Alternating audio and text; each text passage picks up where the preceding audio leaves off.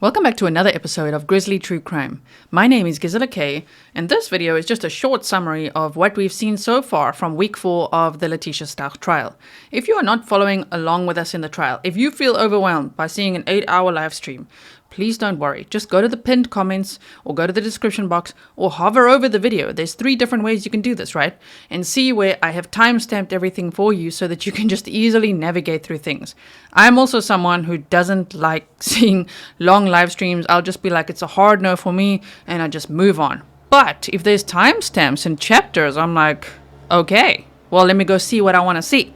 What did I miss out on? And what I would also recommend if you are pressed for time is going to the sections on these trial days where I say, tea break, let's recap what we just heard. Because throughout the trial every day, what I'm doing is taking notes, literally old school pen, notebook and everything. And in those tea breaks, we go over everything that we just heard, which is a really great bullet point type recap for you. So those are some tips for you. If you haven't yet, please subscribe, hit the bell so that you don't miss out on the next either summary video, YouTube short, community post, or live stream. There's always something that I'm making for you guys, and I always wish I had a couple of clones so that I could make even more for you.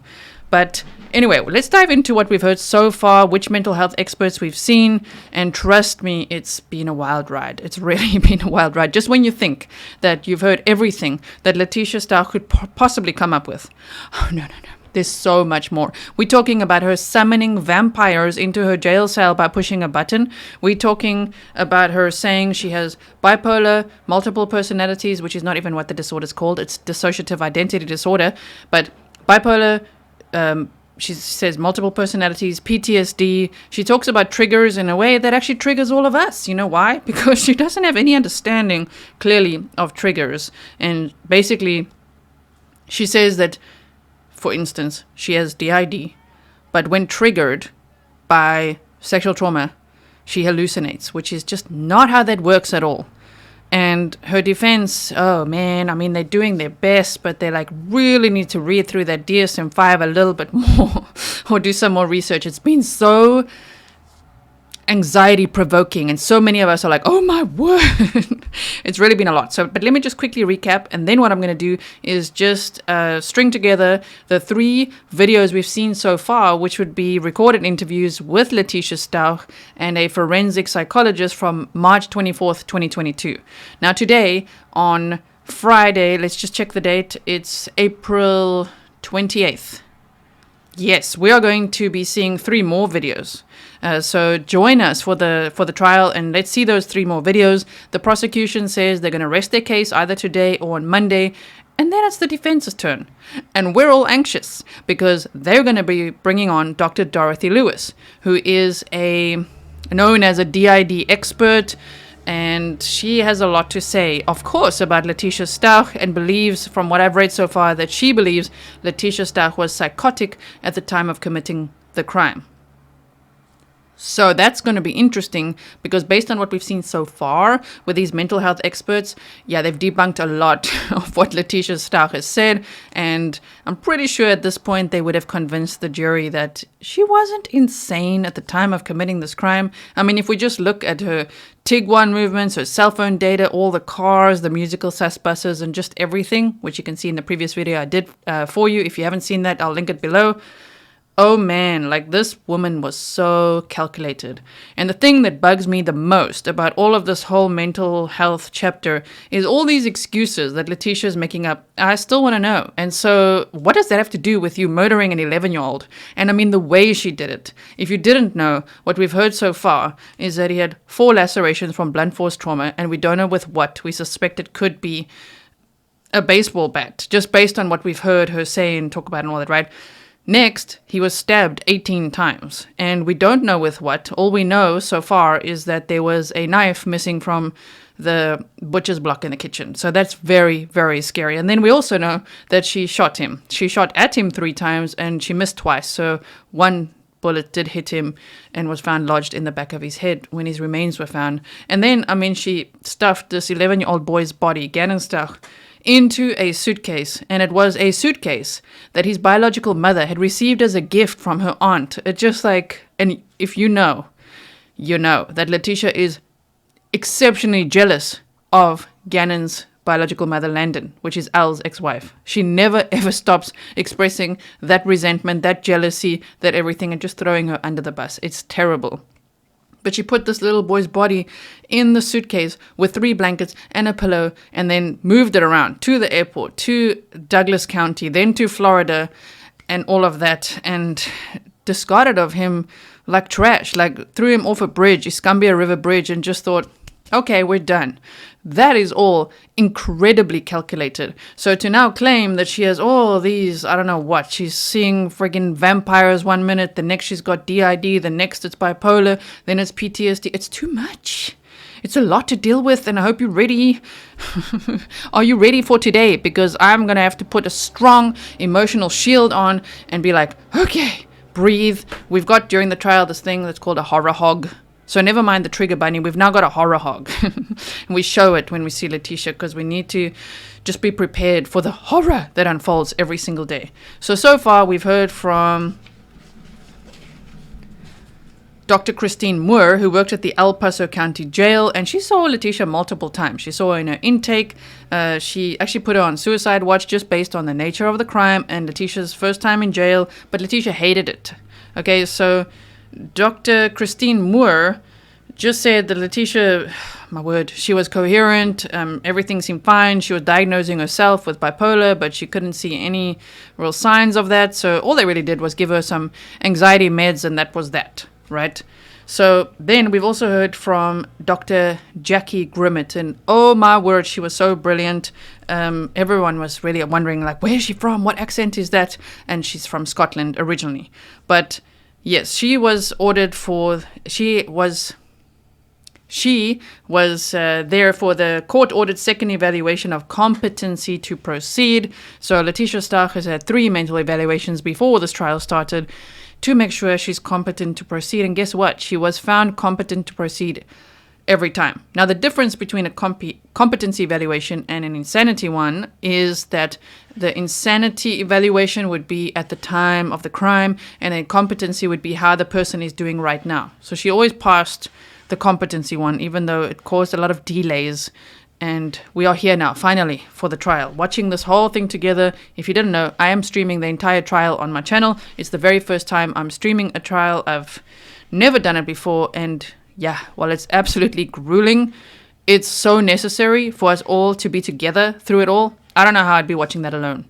And I guess that's why I'm doing it, because I'm tired of watching all these trials alone and just bringing summaries, because it's so much better to experience together, because it's a lot to take in. So please do pop in, come and share your thoughts. I'd love to hear what you think about what's happening, even if you're just there for 15 minutes on your lunch break or whatever it is, right? Okay, so Dr. Grimmett said that she did not believe that Letecia Stauch had any severe mental illness, and Letecia told her that she was talking to a vampire. And Letecia also told her that she has bipolar disorder and PTSD. So Letecia loved to self-diagnose, okay, and it would change as well, just like every other story changes. Now, Dr. Grimmett reminded everyone that DID is a very rare disorder, and only 0 to 1% of people have it. So there's that. And so she was really, assessing, evaluating Letecia to make sure of, like, what is going on here. She said normally people with DID are frightened, they are very poor functioning, they're not very productive, but that Letecia described no such dysfunction, and that she also created. Letecia says, when she was 14, experiencing SA from her stepdad, of which her stepdad is dead, okay, and he is not here to defend himself, so that's also an easy target for her. And we know she likes easy targets, okay? So the thing is that Letecia said at age 14, which is DID forms way before then, right? But at age 14, she created this other alter called Harmony to cope with the trauma so that she didn't have to. So she's kind of cherry-picked a little bit of what DID is, a little bit of PTSD and all these other disorders, right? And she's just running with it. She's mixing it all together and making her own narrative, which we already know she does, about everything. So she says there's a vampire called Justice, and there's also one called Jasper, and that she just has to push a button to summon them to her cell. But that these vampires also went door to door in Alaska like Jehovah's Witnesses. yeah, I don't even know the words that are coming out of my mouth right now. I'm just like, what? I can't believe it. So the things that she says, it's just like, you'll just see. I don't talk over anyone throughout the trial. I just sit there and listen with you guys, but my eyebrows do all the talking. It's like, what? And like, sorry, say that again. Like there's a lot of like shocking moments throughout this trial. So yes, pop in, come and watch with us when you can. She referred to the movie Twilight. I mean, she's not actually very creative. She's just a complete liar, but she just took a few names from Twilight and she ran with it, right? What Dr. Grimmett was observing was really malingering, and we've gone over that many times through this trial. So look up the word malingering so that you can see what it means and why Letecia Stauch really fits that diagnosis so well. Oh my word. So have a look at malingering, but she saw some malingering and then narcissistic and borderline features. So it would be personality disorders. She also said she lacked empathy, and that Letecia told her she lacked empathy, that she literally couldn't put herself in someone else's shoes and feel what they're feeling. She didn't have empathy, and that makes sense as well. That would be one of those true statements she says once in a while. She also felt that she could bring Gannon back to life. Oh, you heard that right. I mean, those are those narcissistic traits, that she herself could bring him back to life. I mean, no. And at the same time as saying that she felt that she could bring Gannon back to life, she just quickly segued to another topic of Tupac, the rapper, and said that, you know, like Tupac, I mean, she fully believes, she says, I believe I could bring Gannon back to life. Also, Tupac, I totally believe in that conspiracy of him still being alive and living it up in Cuba. Like, what? Why are you mixing those two things? Because Gannon's murder is not a conspiracy. Like, you literally did it. That's not even being disputed. It's were you insane at the time or not? Okay, so that's a short summary. I would highly recommend checking Dr. Grimmett's entire time on the witness stand. But that's just a little summary of what we heard. And then we also heard from Dr. Lawandra Torres, who was also brilliant. She saw her from around August 2020. And some of those videos that I'm going to play for you would be Dr. Lawandra Torres talking to Letecia Stauch. Letecia told her that she had a history of psychiatric treatment in Canada, which, again, wow, she likes to make up a lot of things. I can't say if she did or didn't, but like, based on what we know about her already, oh, she'll just make up anything, right, at any point. She said that she'd heard voices in the past, especially of her past husband, who died of an overdose, although she had told Harley, her biological daughter, that he was killed in a robbery. I don't know why she felt the need to lie about that, because, yeah, he died of an overdose. So I would think that would be the narcissistic traits coming through, where Letecia just couldn't deal with, like, her ex-husband maybe dying of an overdose. She's like, oh, no, he was robbed, and that's what it was. You know what I mean? Because narcissists would often see people as extensions of themselves, even if it's an ex or something, and maybe she just couldn't cope with that. So she lied to her own daughter about it, and her own daughter, when she testified, do check out that as well. That was very interesting. Said, I literally found out last week. I mean, we're talking about 2023, guys, of how her dad really died. So she told Dr. Torres that she was manic and that she slipped in and out of reality. Again, just cherry picking a few things from a couple of different disorders. On a questionnaire, which had about 300 or so questions, she actually responded true to experiencing having 3 or 4 personalities. And she described it when they asked as, you know, when she's playing sports, she feels competitive. When she's at home, it's like she feels depressed sometimes and doesn't want to study or whatever. Like, yeah, that's really not how that works, but okay. Dr. Torres also diagnosed her with a personality disorder, so it matches what Dr. Grimmett saw. And guess what it was? Borderline and narcissistic features. Exactly the same diagnosis. She said that Letecia had notable entitlement and that she was able to rule out PTSD and bipolar disorder, and that all of Letecia's feigning, all of her, you know, pretending to have disorders that she doesn't have, undermines her own self-report of having DID. That was like, whoa, what a mic drop moment, right? So there are these recorded videos. There are 3 from March 24th, 2022, and 3 from June 29th, 2022, which would be when it was her competency evaluation as well. And so we've seen 3 of those. That's what I'm going to put here now. And today in the trial, we're going to see the ones from June 29th, which, I don't know, man. Are we ready for it? Are we ready for it? Because it really was a lot to take in. Letecia, the way she behaves, oh man, the things she says, it's just like, you can't believe it can get worse, but it actually does. From my notes, I can also see that Letecia said that when she's triggered, one of her coping mechanisms is sunlight. I think she means a grounding technique, but she said one of her coping mechanisms would be getting some sunlight. She needs those tropical vibes and a cocktail to just cope better, you know? She also talked about hearing voices in her head, but that one of them was definitely the devil, and we all hear him, she says, and he's always out to get you. So she's literally mixing in now religion with DID, and it's just, oh man, it's exhausting.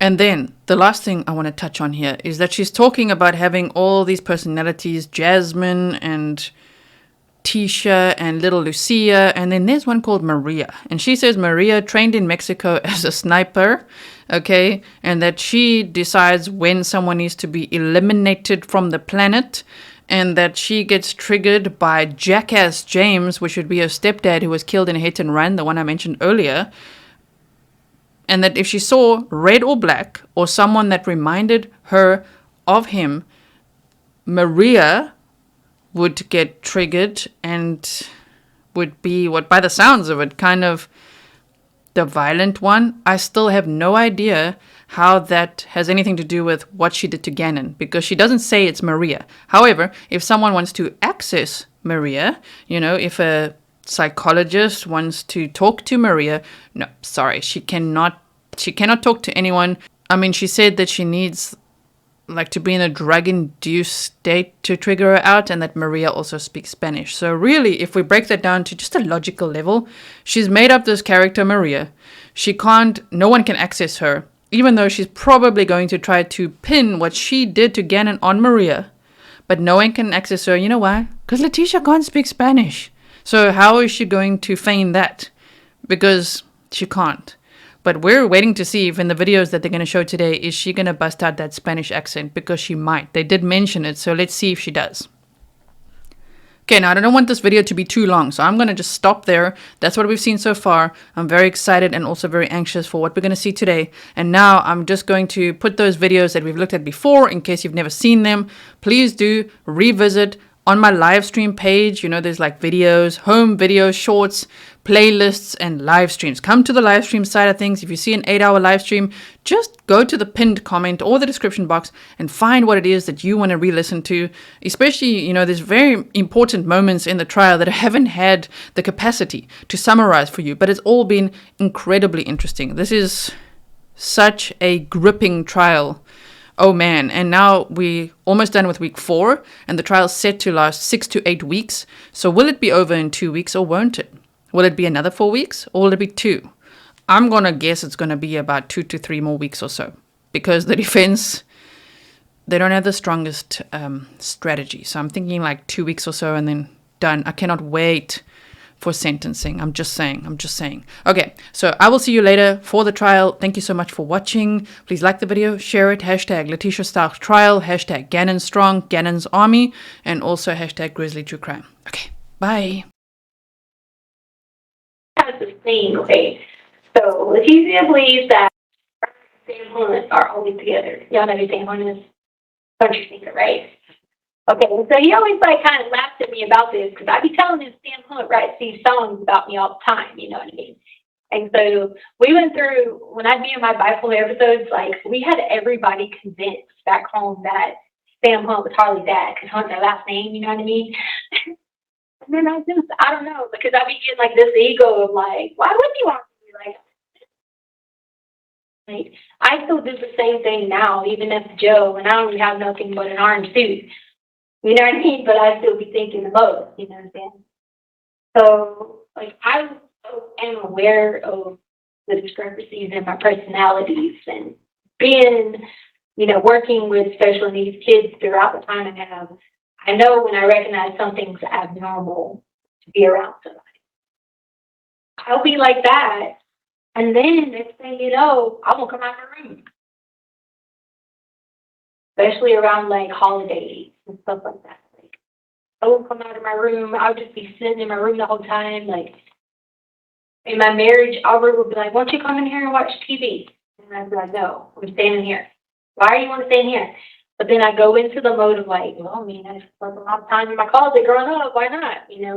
And I would just not eat, flow with me. The world's going to end. I want to die. And then I'd fluctuate back into it again.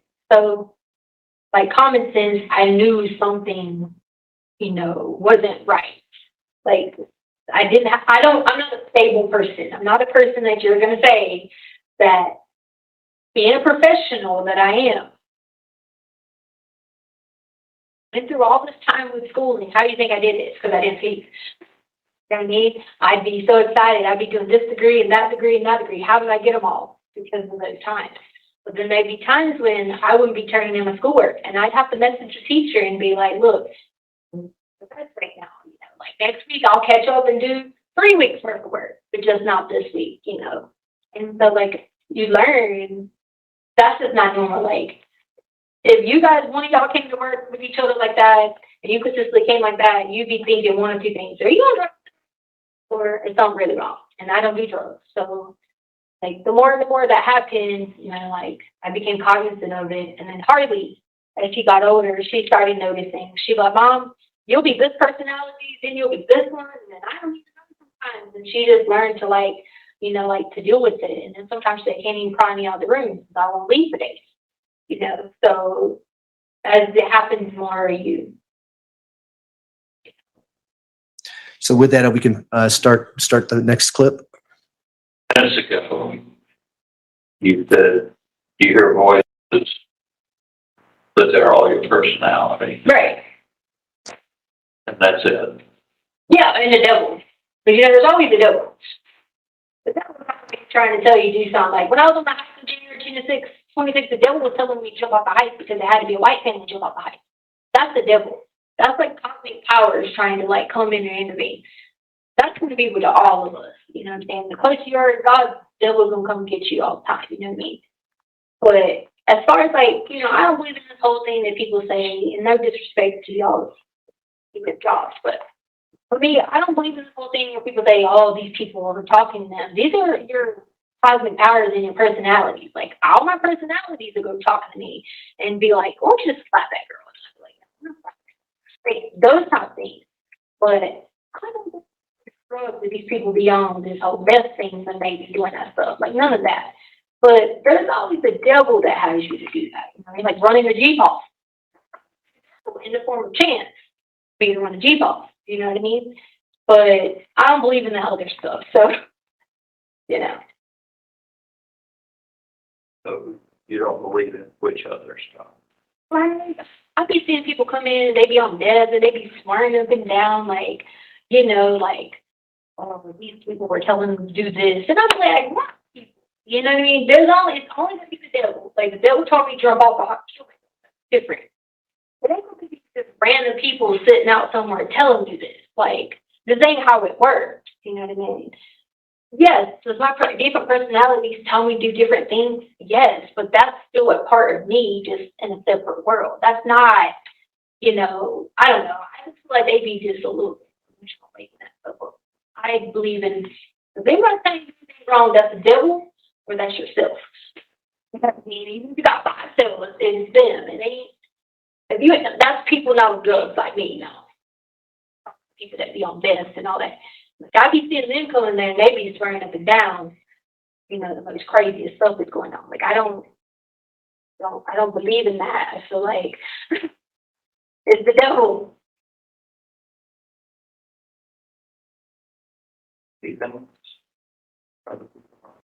Not, have I? Yes. I've been in forms of psychosis in my life where I saw things. Or maybe you can call them delusion. But on a regular basis, no. Like if I if I'm in a different world, like if I go to a world like Janelle's world, I see everything Janelle sees. But that's because I've created those worlds. I've been able to be like, I know what Janelle does.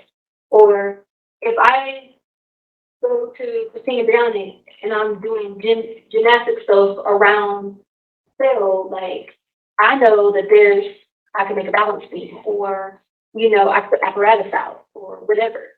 But I know those are things that I leave this place to go to that place, so I put them. You see what I'm saying? It's not something that there's oh, that looks like the sun is in here. Like, no, it's not like that. I actually created those worlds. I know what goes in there. I put it there. You know what I mean? It sounds like it's almost a conscious choice on your part. Pretty much. Yeah. Except Maria. Now, I don't have a choice on that part, because I can't control going to Maria. That, I can switch back and forth, but I cannot switch to Maria without it being triggered. Like, you'd have to put me like under some drug-induced setting or something to trigger to get Maria. I can't forcefully switch to her, but everyone else I can, because it's a conscious way of doing it. Like every time I go to court, I tell Miss Robinson, the lady out here, she goes with me to court. I'll be like, bye-bye, Miss Robinson. I'm leaving. She's like, don't leave yet. And I just go to a whole other world. Like, sometimes I'll be calling my name. She'll have to, snap me out of it. And I'll just be in a whole different thing, doing all different stuff. But I've created that as a way to deal with things in life. It's not something that, that is like a chemical imbalance or something, I don't think. I think it's just me. But then not Rhea, though. She's a trained sniper now, so she can do the most.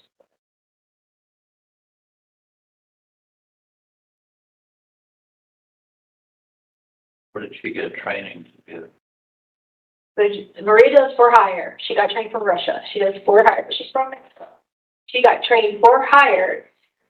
She does $1,500 per minute. She does different things. That includes everything. Like, you see her come out, she's talking about eliminate this person, eliminate that person, but it's only certain people. It's pedophiles, people that sexually molest people that rape people, those that need to be eliminated from the planet. These are people, you can say, well, you're a Christian, you're supposed to not say that, but Maria's not Christian, so she don't say that. Those are people that just need to be completely wiped off the face of the planet. Because if you're going to sit there and hurt a child and pedophile and molest them and all that, then you need to be breathing.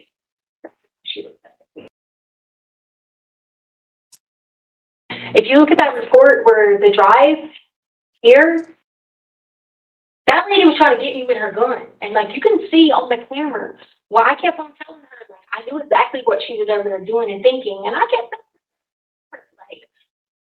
I know what you're doing over here. I know you're out to get me. You're trying to shoot me with your gun. I knew all that. You know what I mean? So, that was a time, an example where it was very heightened, where I was, all over the place thinking they were out to get me with the stuff. And that I was trying to read what she had going on, and she was trying to shoot me with her gun. I don't know if you saw that report, but, you could see it in there where I keep looking at the camera telling them this. That was an example of a time that it was, very, very high.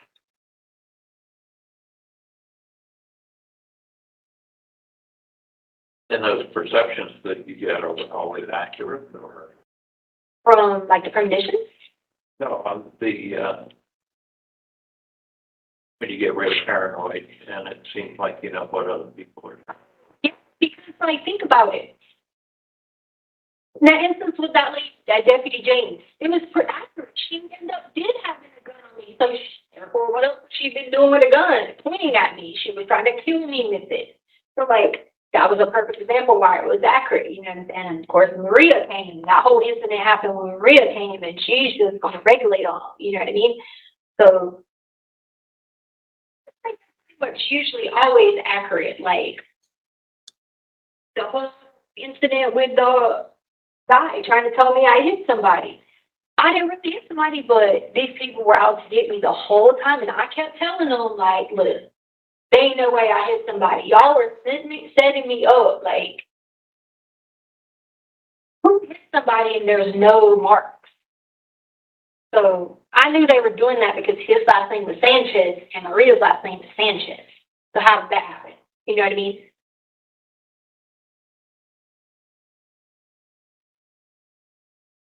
Okay, we stopped it at 1 hour, 41 minutes and 10 seconds.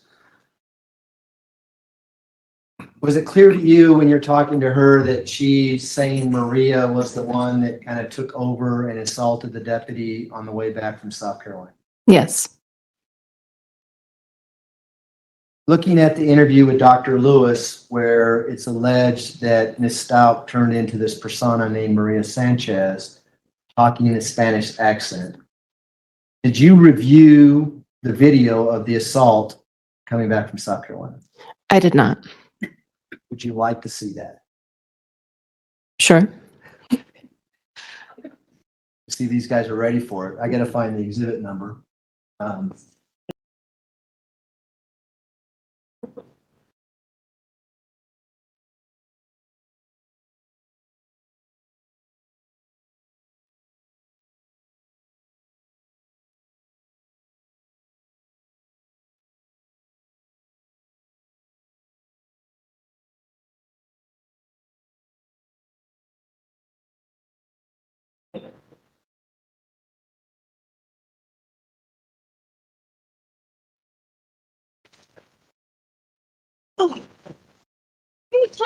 She keeps threatening me. Stop. Well, she keeps threatening. Stop. She keeps on threatening me. I have stopped it. She keeps on. Well, she got out of the restraints. She keeps on. Threatening me. Put your arm down. I will for you. She keeps Put your arm down. Put your arm But she down. keeps threatening me the whole time. Tisha, give me your arm. I will to you, but not Tisha, to her. Tisha, give me your I will arm. to you, but not to her. Cooperate with me. Cooperate with me. I will with you, but not with her. Cooperate with me. I will with you, not with her.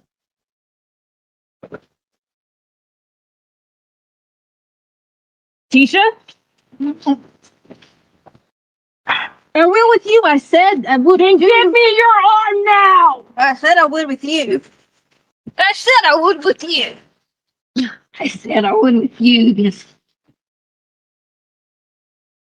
Stop resisting. I'm resisting. I said I would with her.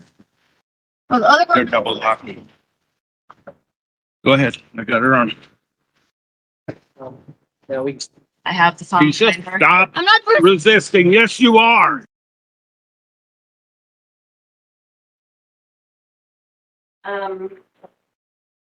Yes, I do have a couple of questions. This kind of relates back to a few things. So you've mentioned flashbacks. Can you describe more what that feels like for you? Yeah.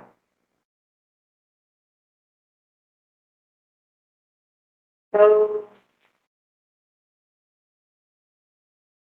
anytime that I feel like I'm threatened or something is in trouble, danger, threatened, any kind of way, I'll always have a flashback of like me trying to protect my mom. Like there was one time when my mom's boyfriend Greg was like beating my mom and he blood threw her through the glass window at the front, and I ran around the house, got the bat, hit him in the legs and knocked him down.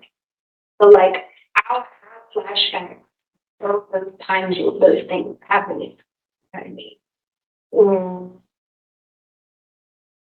I try to like I did through therapy before. We try to like reframe it. You know what I mean? I did that before through the school district. It just doesn't work for me. I would still have that flashback, and then that's why sometimes I switch personalities and go in the protective mode, because I'll have that flashback and I'll think I'm back in that same time. You know what I mean? Like, for example, I text my boss and tell her that my stepdad died.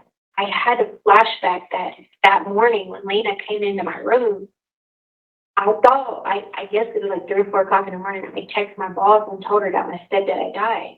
That was because I was having flashbacks the whole time and nightmares of the day when my stepdad died, because I weren't really sure if he was dead or not. You know what I mean?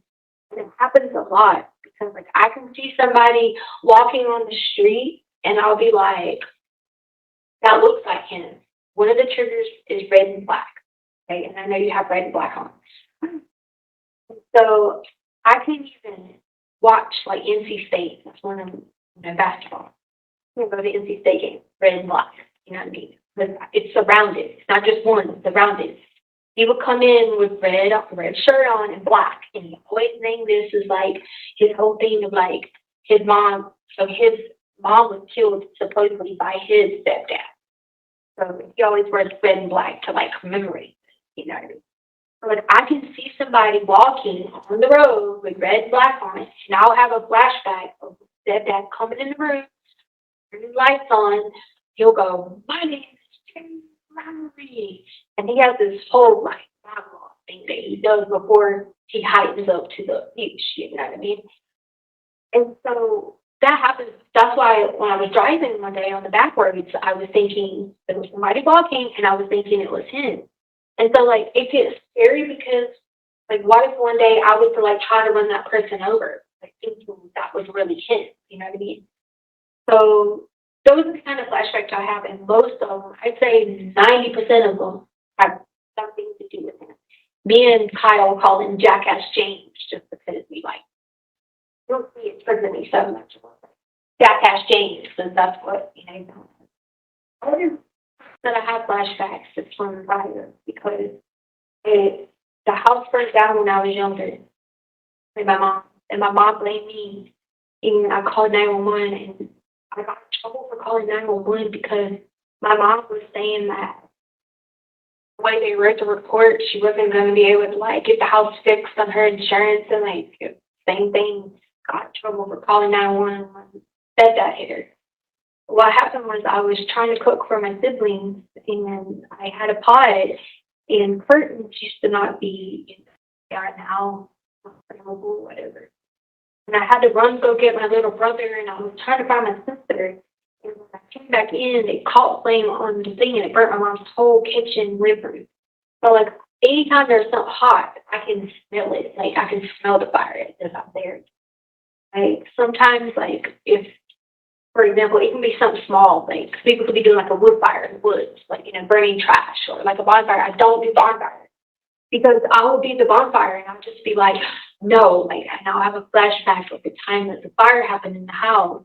The reason we moved from North Carolina to South Carolina was to show and shop our house and set it on fire because we lived in a very neighborhood.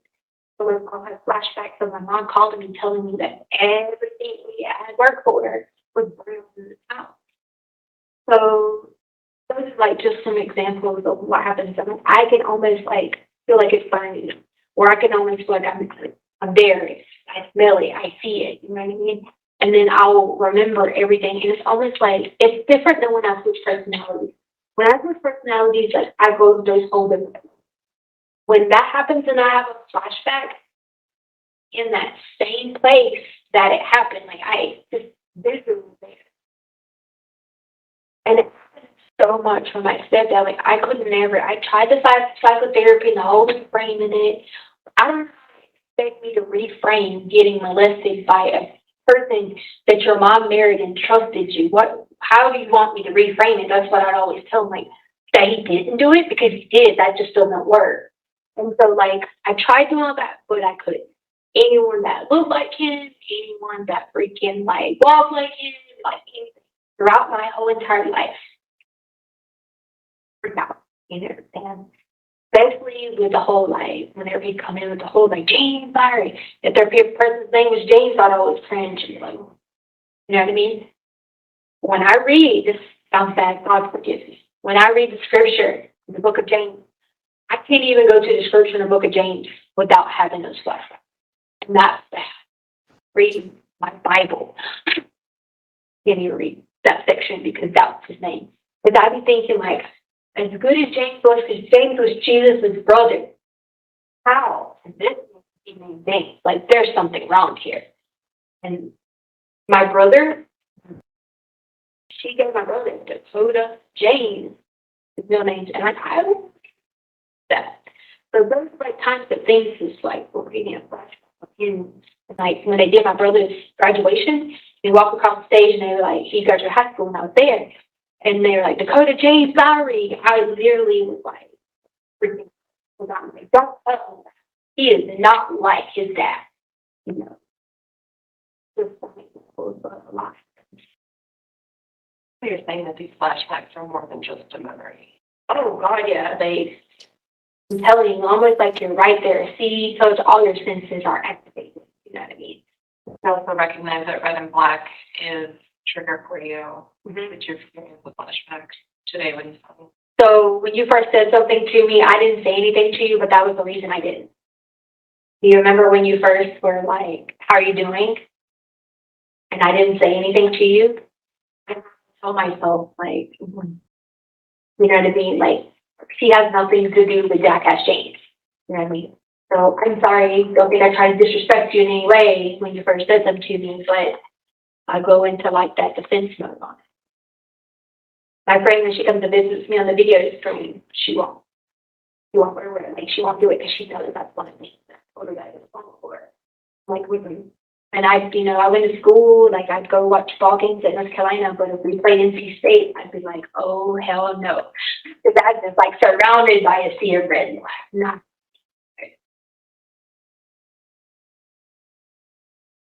And you mentioned triggers. We've talked about several different triggers that you have. What exactly is a defeat trigger? Well, if they don't trigger a flashback, which is usually what happens. It kind of depends on what my mental state already is. So basically, if it's just, I'm a little heightened, it'll be a flashback. If I am in severe protective mode, like scared for my life or someone else's life, it will go into anyone's enemy and I'm protecting those people around me. One time we were at Burger King, this was in January of 2020, and this guy, he came in and he was trying to pick on Lena about the drink machine. It's literally like, I felt like this guy was trying to do something to her. He looked like James in a way, sort of, kind of like body shape, everything. I get on the table at Burger King and I'm like turning out the whole entire Burger King, like, to protect her. Like, I feel like that's my job. But like, I have to do it first before Maria does. If Maria does it, I'm not going to remember it. And if she does it, it's going to be bad because then it's going to be somebody who is trying to hurt somebody else who's going to